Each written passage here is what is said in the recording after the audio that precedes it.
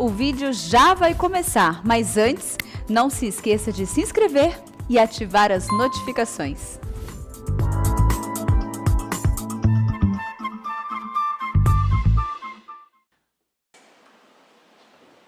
Irmãos amados, nós vamos abrir a palavra de Deus,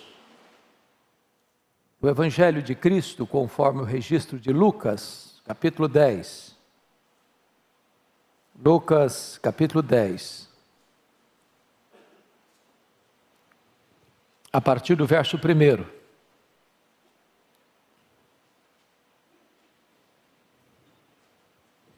Está escrito: depois disto o Senhor designou outros 70 e os enviou de 2 em 2, para que o precedessem em cada cidade e lugar aonde ele estava para ir.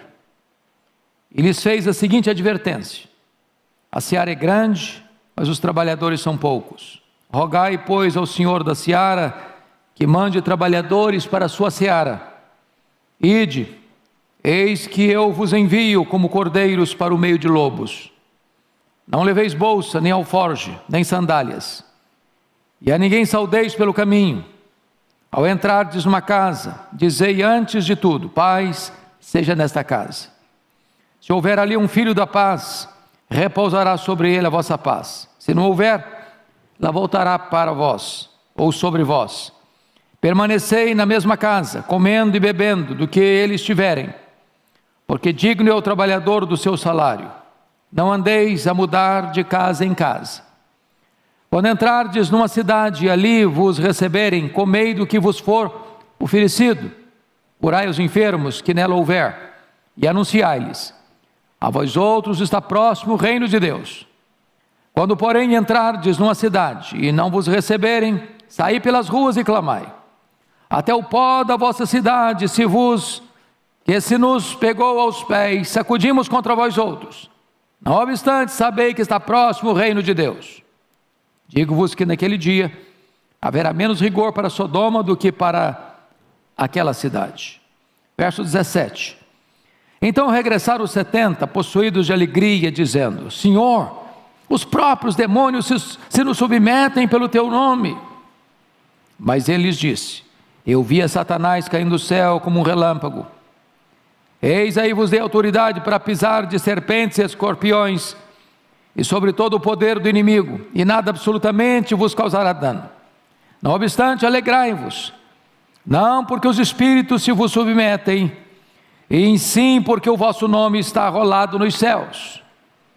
Naquela hora exultou Jesus no Espírito Santo e exclamou: graças te dou, ó Pai, Senhor do céu e da terra, porque ocultaste estas coisas aos sábios e instruídos e as revelaste aos pequeninos. Sim, ó Pai, porque assim foi do teu agrado. Tudo me foi entregue por meu Pai. Ninguém sabe quem é o Filho senão o Pai, e também ninguém sabe quem é o Pai senão o Filho, e aquele a quem o Filho o quiser revelar.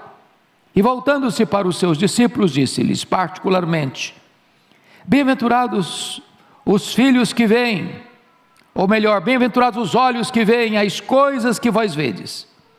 Pois eu vos afirmo que muitos profetas e reis quiseram ver o que vedes e não viram, e ouvir o que ouvis e não o ouviram. Irmãos amados, eu gostaria de pensar com vocês sobre evangelização, uma obra de consequências eternas. O Senhor Jesus Cristo, antes de tratar do texto que lemos, ele pôs à prova aqueles que queriam segui-lo com motivações erradas, conforme vocês podem atestar comigo, no capítulo 9, verso 57, um disse: seguir-te-ei, para onde quer que fores. O segundo, no verso 59, disse: permite-me ir primeiro sepultar meu pai. O terceiro, no verso 61, seguir-te-ei, Senhor, mas deixa-me primeiro despedir-me dos de casa. Quem quer seguir Jesus com motivação errada, não tem chance de segui-lo. Porém, agora o Senhor Jesus Cristo nomeia 70 dos seus discípulos para irem de 2 em 2, entrando em casas, em cidades para precedê-lo, como seus precursores. Aquela seria uma tarefa honrosa, porém difícil e perigosa. Então eu gostaria que vocês todos, com a Bíblia aberta comigo, pudessem considerar esta passagem. O primeiro ponto que eu destaco é o importante comissionamento da obra, conforme os versos 1 e 2. Vejam vocês que Jesus designa 70, e 70 é um número emblemático na Bíblia. Primeiro porque haviam 70 nações, conforme Gênesis 10. Segundo, porque 70 era o número dos anciãos eleitos para ajudarem Moisés. Terceiro, 70 eram os membros do Sinédrio, liderado pelo sumo sacerdote. Então era um número emblemático, era um número completo. Isso retrata para nós, mais uma vez, a ênfase universal do Evangelho de Lucas. Segundo, a preparação para a obra, pois Jesus envia de 2 em 2. É melhor ser em 2 do que 1. Quando um cai, o outro levanta. Quando um está desanimado, o outro encoraja.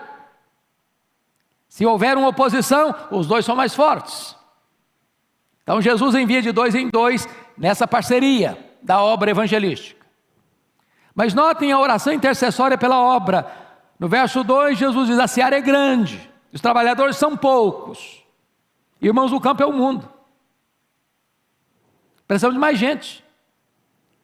Se nós queremos e precisamos ganhar o mundo na nossa geração, porque se nós perdermos o mundo na nossa geração, teremos fracassado rotundamente. Nós só temos essa geração para ganhar essa geração. É preciso de mais gente.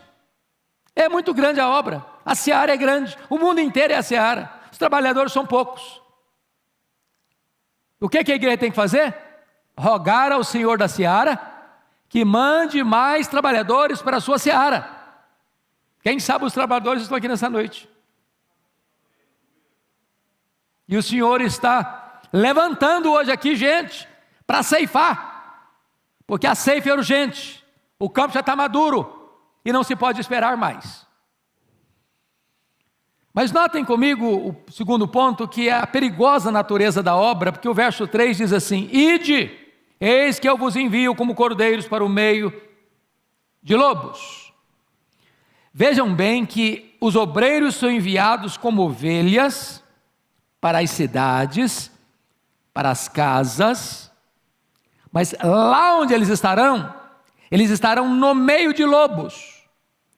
Não é que eles são enviados aos lobos.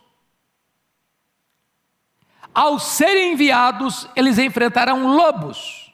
E lobo é perigoso. E lobo tem garras. E lobo tem dentes afiados. E lobos vêm para matar.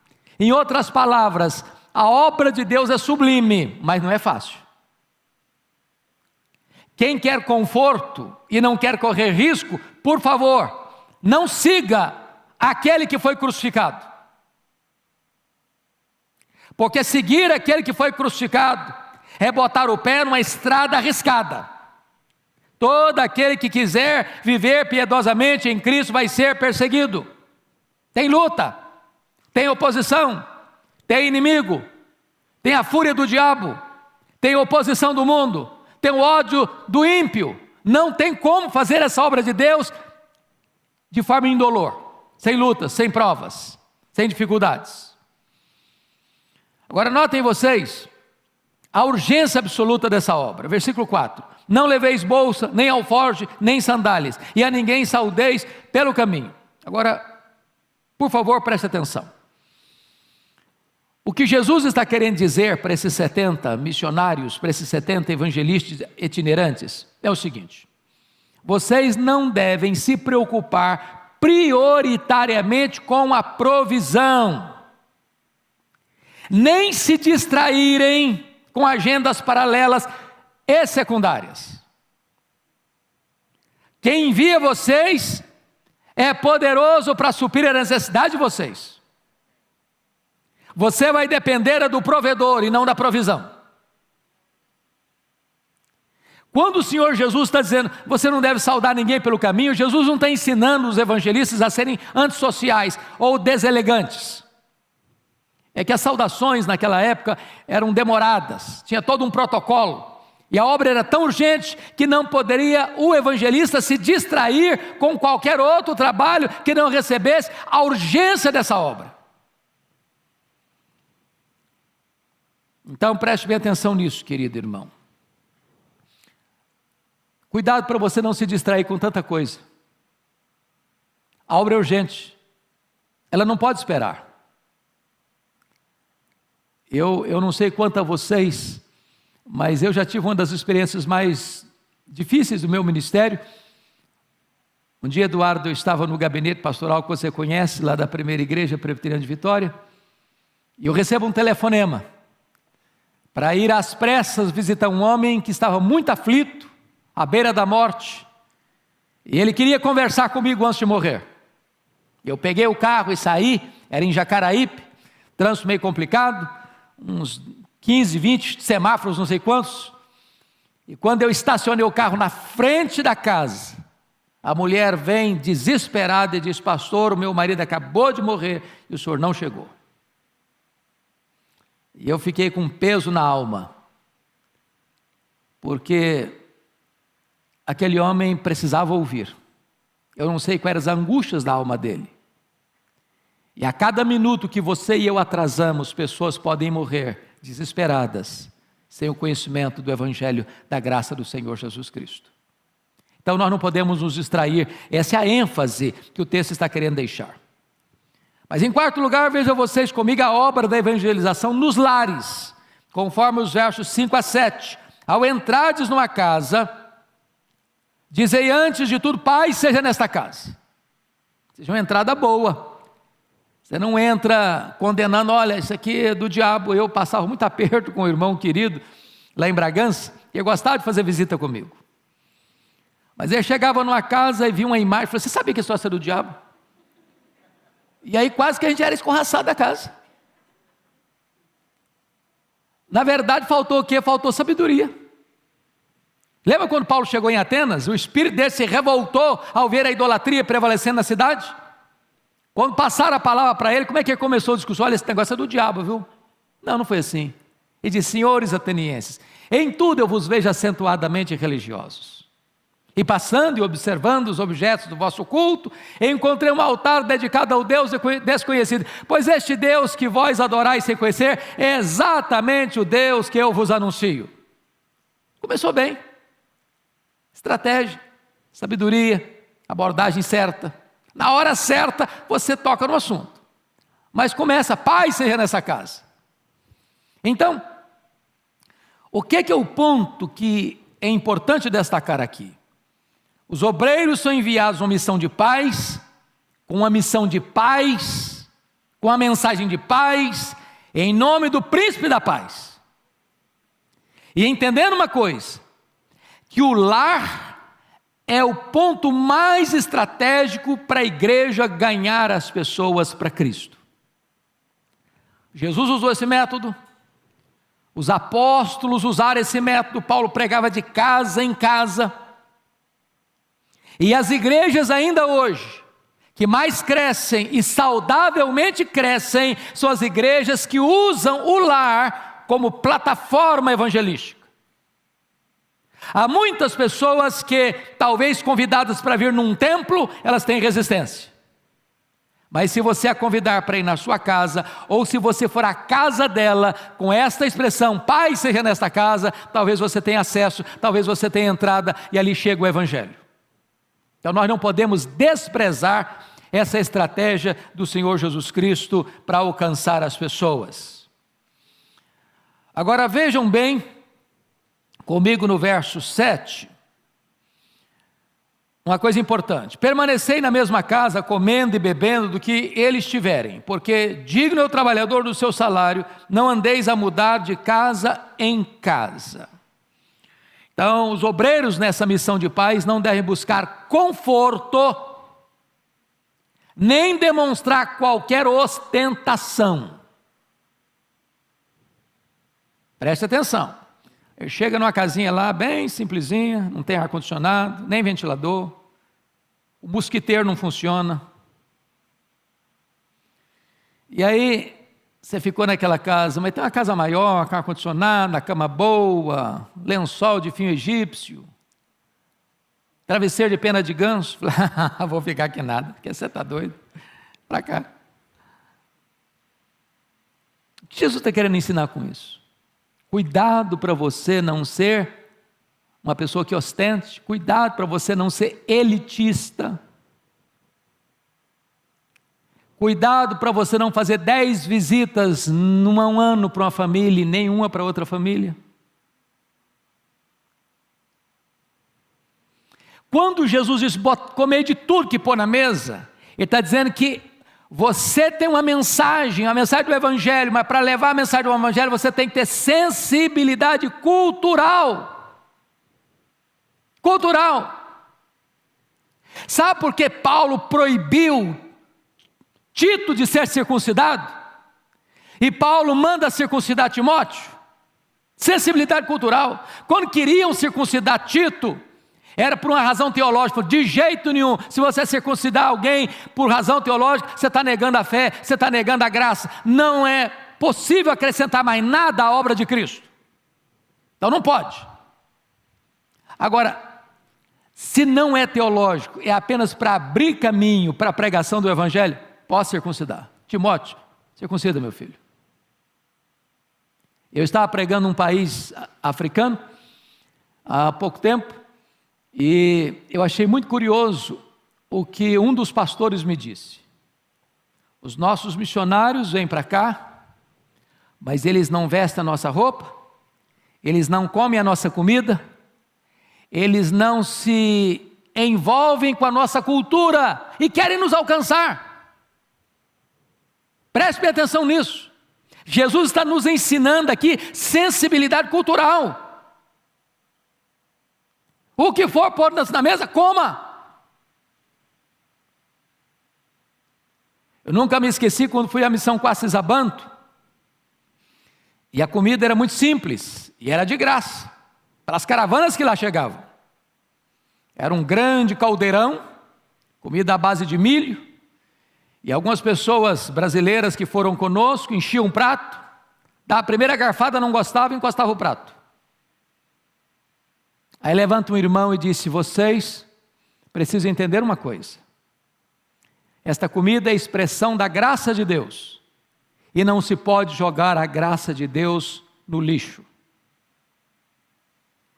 Preste atenção nisso.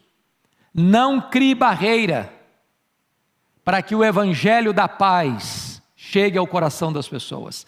Tenha sabedoria e sensibilidade cultural. Foi o que Jesus está ensinando. Mas notem mais, queridos irmãos, notem mais, no versículo 7, permanecei na mesma casa, comendo e bebendo do que eles tiverem, porque digno é o trabalhador do seu salário. E aqui o Senhor também está mostrando outra coisa. A motivação em pregar o Evangelho não tem que ser dinheiro.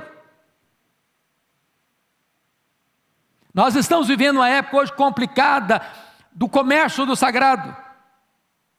De pregadores, de cantores, só atenderem uma agenda sabendo quanto vai receber. Virou comércio. E o Senhor Jesus está reprovando esse princípio para todos nós, que temos o privilégio de levar a palavra de Deus. Agora notem comigo, em quinto lugar, a obra da evangelização, agora não nas casas, mas a partir do verso 8, nas cidades. Quando entrardes numa cidade e ali vos receberem, comei do que vos for oferecido. Veja de novo aí que Jesus está preocupado com cardápio não. Não é com cardápio que ele está preocupado. Não é com a dieta que ele está preocupado. Ele está preocupado com o quê? Sensibilidade cultural. Então eu quero destacar aqui algumas coisas. Primeiro, a aceitação do Evangelho nos versos 8 e 9. Quando entrares numa cidade, ali vos receberem, comei do que vos for oferecido, curai os enfermos que nela houver, e anunciai-lhes: a vós outros está próximo o reino de Deus. Então veja você, que Jesus está mostrando que a pregação aos ouvidos precisa ser precedida da pregação aos olhos. As obras poderosas precedem a palavra de poder. E aqui, irmãos, talvez a necessidade da preparação para pregar. Porque o próprio Jesus, no seu ministério, quando as multidões o procuravam para serem curadas e para ouvirem os seus ensinamentos, muitas vezes ele se retirou da multidão, foi para um lugar solitário, passou a noite orando, e quando retorna, o poder de curar estava sobre ele.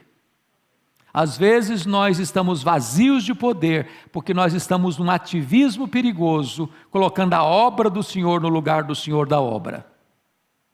Precisamos de poder. Não é que o milagre é o Evangelho, mas ele abre porta para o Evangelho. Segunda coisa, veja você comigo, a rejeição do Evangelho nos versos 10 a 15. Quando, porém, entrares numa cidade e não vos receberem, saí pelas ruas e clamai, até o pó da vossa cidade se nos pegou aos pés, sacudimos contra vós outros. Não obstante, sabei que está próximo o reino de Deus. Então veja vocês, que quando o Evangelho é rejeitado, você evangelista, você pregador, você portador de boas novas, não se sinta fracassado, você não administra resultados.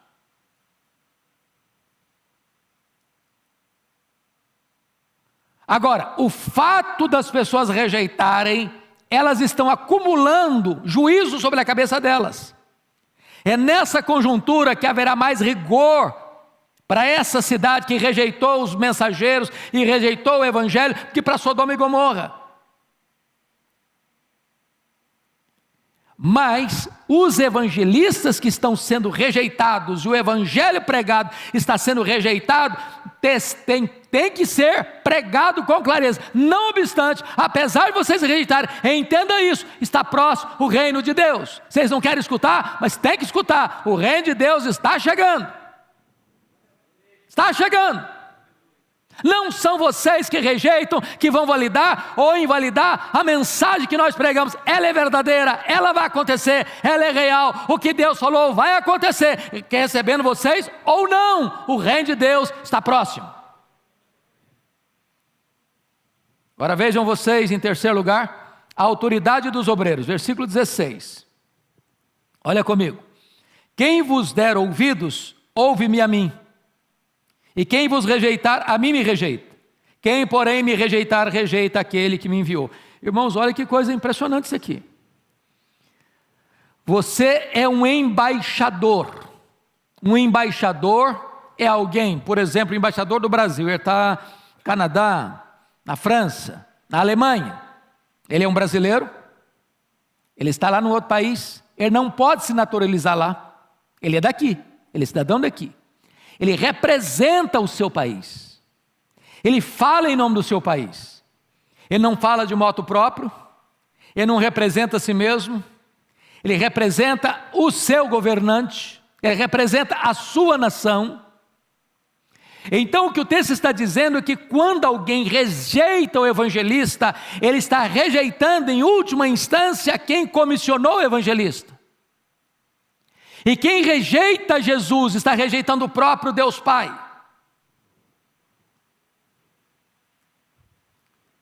Não é uma questão pessoal. Quem está mandando você, comissionando você, é aquele que tem todo o poder e tem toda a autoridade nos céus e na terra. Você está representando o Rei dos Reis, o Senhor dos Senhores. Você é embaixador dos céus, você é embaixador de Deus, você é embaixador de Cristo. Nunca se sinta pequeno, nunca se sinta miúdo, nunca se sinta achatado, nunca se sinta diminuído. Se alguém ao ouvir a sua mensagem, a mensagem do Evangelho, rejeitar este Evangelho, virar as costas para você, entenda isso, ele não está rejeitando você, ele está rejeitando aquele que enviou você. Bom, deixa eu sintetizar até aqui em 5 pontos. Primeiro, O pregador não deve estar sobrecarregado com preocupações financeiras. Digno é o trabalhador do seu salário. Segundo, o pregador deve concentrar-se na sua tarefa. Não fica distraído, não. O soldado não pode ficar cuidando de muita coisa, ele tem que focar no que está fazendo. Terceiro, o pregador não deve trabalhar por ganância. Você não está mercadejando a palavra. Quarto, escutar a palavra de Deus é uma grande responsabilidade. Porque acolher a mensagem da paz é receber o príncipe da paz. Mas rejeitar a palavra de Deus é terrível. É terrível. Porque quanto mais privilégios alguém tem, mais juízo virá sobre ele se ele rejeitar esse privilégio. É por isso que Jesus Cristo diz que vai haver um rigor muito maior para Cafarnaum do que para Sodoma e Gomorra, porque ele morou em Cafarnaum, porque ele fez milagres em Cafarnaum, porque ele ensinou em Cafarnaum, porque Cafarnaum viu as obras portentosas de Deus, e apesar disso, rejeitou o Messias e rejeitou o Evangelho. Sexto lugar, vamos ver a alegria dos obreiros enviados, versos 17 a 20. Eu destaco 3 pontos aqui. Primeiramente, uma experiência vitoriosa, versículo 17. Olha aí comigo. Então regressaram os 70, possuídos de alegria, dizendo: Senhor, os próprios demônios se nos submetem pelo teu poder. Eles estão tão fascinados pelo poder do Evangelho, deste poder da luz, que vai desbancando as trevas, que vai reprovando as trevas, que vai libertando os cativos, os endemoniados ficam libertos, os demônios têm que bater em retirada, e eles estão extasiados com este fenômeno. Até os demônios se nos submetem pelo teu nome. Ô irmãos, ninguém enfrenta endemoniado de cara limpa, não. Enfrenta não. Sou teólogo, fiz doutorado. Demônio ri da sua cara. Eu estudei no seminário, tá? E daí? Eu expulso em nome do Deus que Paulo pregou. Eu conheço Paulo e sei quem são vocês. Está furado.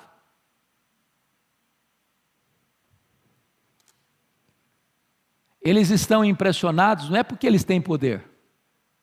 Eles estão impressionados que os demônios se curvam diante do poder do nome de Jesus. Este nome tem poder. Não é uma nomenclatura, não é citar o nome, não. É ter compromisso com esse nome.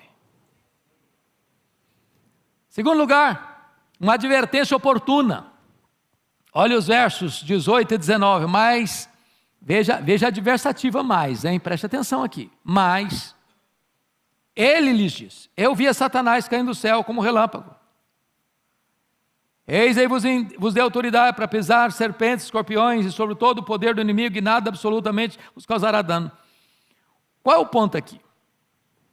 Eles estão fascinados porque os demônios se submetem a eles pelo nome de Jesus. E Jesus: olha, eu vi Satanás cair como relâmpago. Ponto aqui é o seguinte: por que Satanás caiu? Por causa de quê? Soberba. E as nossas mais profundas alegrias podem estar fermentadas pelo levedo do orgulho, e não há orgulho mais perigoso do que o orgulho espiritual. Preste bem atenção no que eu vou lhes dizer. Muito cuidado em você estufar o peito, dizer: eu prego com poder, eu oro com poder, eu expulso demônios porque eu sou um homem experiente, uma mulher de Deus. Cuidado para você não atrair os holofotes para você. Cuidado para você não esconder a sua soberba, a sua arrogância espiritual com a capa religiosa, com a capa da piedade. Cuidado. Jesus está alertando esses homens. Se Deus está abençoando o seu ministério, bote a boca no pó. Não toque trombetas. Não acenda as luzes da ribalta em cima de você. Terceiro lugar, Jesus trata de uma alegria maior no verso 20, confira comigo. Não obstante, alegrai-vos, não porque os espíritos se vos submetem, sim, porque o vosso nome está arrolado no livro da vida. Nossa maior alegria, irmãos, é ter o nosso nome no livro da vida. Nossa maior alegria não está no serviço, mas na graça salvadora de Deus. Bendito seja o Senhor. Certa feita perguntaram para Sir James Simpson, o inventor do clorofórmio, perguntaram assim: Sr. James Simpson, qual foi a sua maior descoberta? Pensando que ele fosse falar das suas descobertas científicas, e ele respondeu assim: minha descoberta mais grandiosa foi quando eu dei conta que Jesus Cristo era o meu Salvador. Louvado seja o Senhor. Mas eu quero terminar, irmãos, com o último ponto. A alegria de Jesus, o enviador. Chama a sua atenção para 3 verdades solenes. Primeira, a soberania de Deus na salvação, versículo 21. Naquela hora exultou Jesus no Espírito Santo e exclamou: graças te dou, ó Pai, Senhor dos céus e da terra, porque ocultaste estas coisas aos sábios e instruídos e as revelaste aos pequeninos. Sim, ó Pai, porque foi assim do teu agrado. Meus irmãos, é a primeira vez nos evangelhos que Jesus está se alegrando, exultando em espírito. Por 2 razões. Primeiro, porque Deus é soberano para ocultar. A gente não costuma dar graças e nem glorificar a Deus por aquele que Ele oculta, né? Irmão, se evangelho fosse por um quesito de inteligência, todos os sábios deste mundo abraçariam o evangelho. Se o evangelho fosse por uma questão de status, os ricos, os poderosos abraçariam o evangelho. E Jesus está aqui dando graças te dou, Pai, porque tu ocultaste aos sábios e entendidos, que batem palmas para si mesmo, que se enaltecem, que se consideram supra-sumo, que se julgam os poderosos, os sábios, os inteligentes, os entendidos desse século. Eles olham a palavra de Deus, irmãos, eles não enxergam um palmo na frente do nariz. A Bíblia é esse livro fantástico, que o PhD, um pós-doutorado, pega, olha e não entende nada. Nada. E um camarada analfabeto que só letra com dificuldade, ele olha e Deus tira as vendas dos olhos, ele entende o amor de Deus e a graça de Cristo. Sabe por quê? É porque Deus revela, é que Deus tira a venda, é que Deus tira o tampão, é que Deus ilumina o coração, é que Deus faz a obra. Deus é soberano, meus amados irmãos, na salvação. Louvado seja Deus. Louvado seja Deus. E o enviador, o comissionador, está dando graças, está se alegrando na soberania de Deus na salvação. Segundo lugar, a dignidade de Jesus, o revelador do Pai. Verso 22, olha que coisa impressionante está escrita aí. Verso 22. Tudo me foi entregue por meu Pai. Ninguém sabe quem é o Filho senão o Pai. Ninguém sabe quem é o Pai senão o Filho. E aquele a quem o Filho o quiser revelar. Pronto.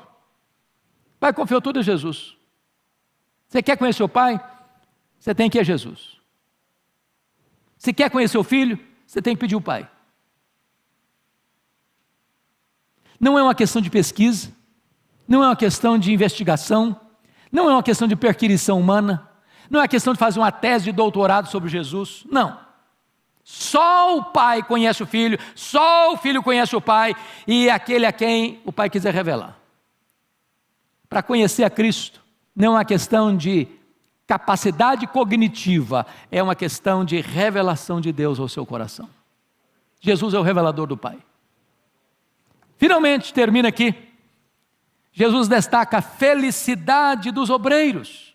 Olha comigo, para fechar, versos 23, 22 e 23. Olha aí, por gentileza. Versos 23 e 24. E voltando-se para os seus discípulos, verso 23, disse-lhes particularmente: bem-aventurados os olhos que veem as coisas que vós vedes.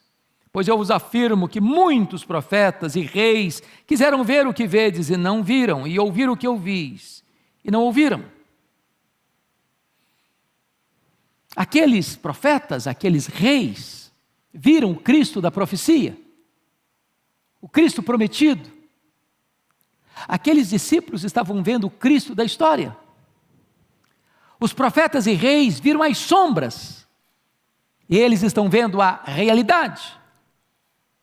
Aqueles profetas e reis viram o tipo, eles estão vendo o antítipo. Aqueles profetas e reis olharam para frente, para o Cristo que havia de vir, e creram. Aqueles discípulos estavam vendo o Verbo que se fez carne, o Emanuel, que estava diante dos olhos deles.